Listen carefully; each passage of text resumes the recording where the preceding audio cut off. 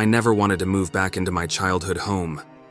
Too many memories haunted its walls, and the echoes of my past whispered through its empty rooms. But after my parents passed away, the responsibility fell on me to sort through their belongings and decide what to do with the old house. One rainy afternoon, I found myself in the attic, sifting through dusty boxes filled with forgotten trinkets. The rain pattered on the roof above, creating a rhythmic, almost soothing backdrop to my task. As I worked, I uncovered a small, ornate wooden chest hidden behind a stack of old books. Curiosity piqued. I opened the chest. Inside was a porcelain doll, dressed in a faded blue gown. Her eyes were a striking green, and her expression was eerily lifelike. I didn't remember this doll from my childhood, and a chill ran down my spine as I lifted her out of the chest. There was something unsettling about the doll, but I couldn't quite put my finger on it. I decided to take her downstairs, thinking I might ask my aunt about her later, as she often visited when I was younger. That night, I placed the doll on a shelf in the living room and went to bed. As I drifted off to sleep, I heard a faint melodic humming. It was soft, almost like a lullaby.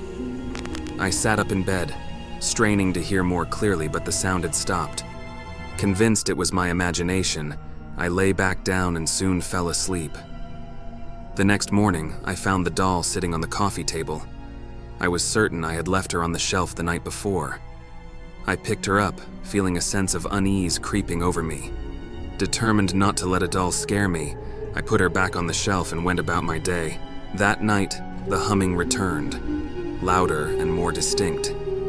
This time, it was accompanied by a soft, rhythmic tapping, as if someone were tapping their fingers against a hard surface.